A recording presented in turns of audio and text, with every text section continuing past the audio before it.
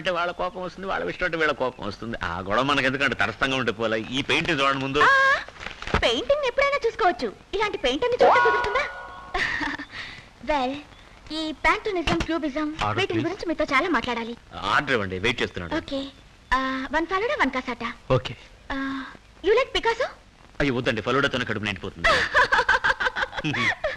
ఇప్పుడే మీ విషయం అర్థం అవుతుంది. You are very funny.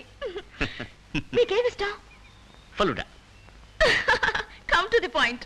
మీకు మోడర్న్ పెయింటింగ్స్ ఇష్టమా, ఓల్డ్ పెయింటింగ్స్ ఇష్టమా? చెప్పనా? ఏం మాట్లాడుతున్నా టక్కున పాయింట్కి వచ్చేస్తారు చూడండి, అది నాకు బాగా ఇష్టం. సత్యం చెప్తున్నాను, నాకు రెండు ఇష్టమేనండి. ఇలా మాట మార్చుకోవద్దు, కరెక్ట్ గా చెప్పాలి. చిత్రంగా వర్ణాల్ని చిత్రించే మోడర్న్ పెయింటింగ్స్ పట్ల మీ అభిప్రాయం ఏమిటి?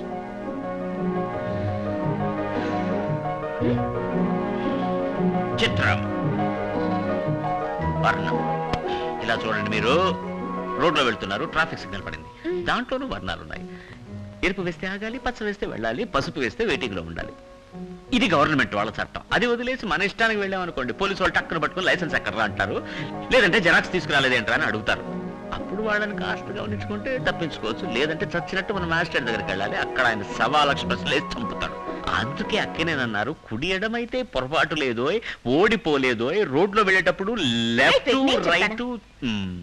అంటే మోడర్న్ పెయింటింగ్స్ గొప్పవి కాదంటారా? అలా అంటారు ఏమిటంటే, మోడర్న్ థియేటర్స్ మించిన కంపెనీయే లేదండి. అలీబాబా 40 దొంగలు, gave colour first colour film వచ్చిందా లేదా?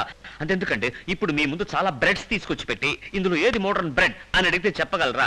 అలాగే రావయ్య, ఏంటయ్యా లేట్? కసాట, ఫలూడా.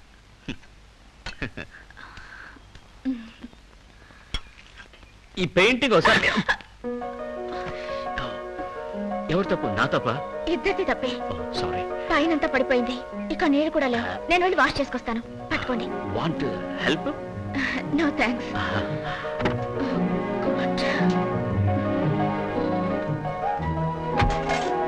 బాత్రూమ్ ఎటుంది? ఈ పక్క ఉందండి బాత్రూమ్.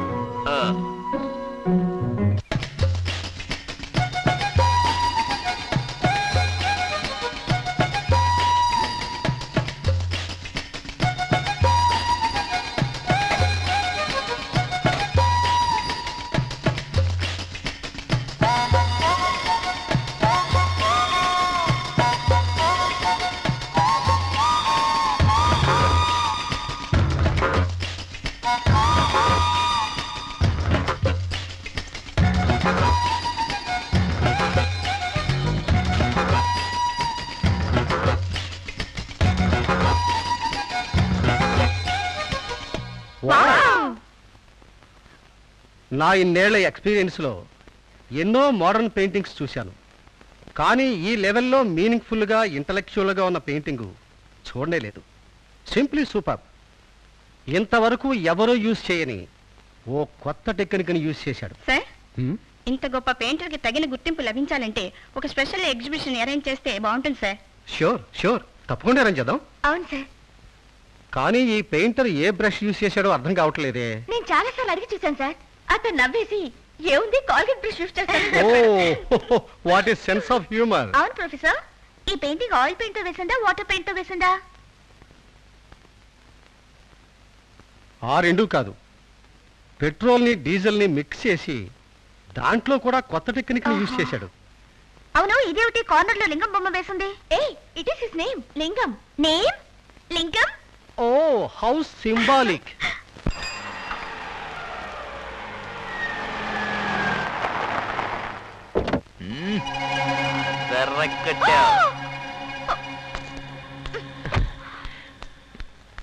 You bloody rascal! నాలుగు కార్లు డాష్ ఇచ్చి చంపుతాల్సింది. మాట్లాడుకో. My God! ఒక వైన్ షాప్ బోర్డుకి నా బొమ్మ వేస్తావా? What a shame! నీ మీద కేసు పెట్టి నేను కోర్టుకి ఏడ్చకపోతే నా పేరు జానకి కాదు. పెద్దయ్యా అయ్యో, ఏదో తెలియక వేసాడు. నేను వదిలిపెట్టను. వదిలేమ్మా. వదలకండి. వదలమంటారండి, వదిలితే పడిపోతాను. మేడం, పెద్ద ఆయన వేయమన్నారు. ఒరే, ఈ బొమ్మ ఏమన్నా? ఓ అందమైన బొమ్మ ఏమన్నాను అంటే ఈవిడ అందమైంది కాక కూరిపా. ఇప్పుడు వదిలేమ్మా. డబ్బు కోసం ఎవరి బొమ్మైనా వేసి ఒక లోకల్ పెయింటర్ అని అర్థమైంది. మేడం ప్లీజ్ నన్ను వదిలేండి.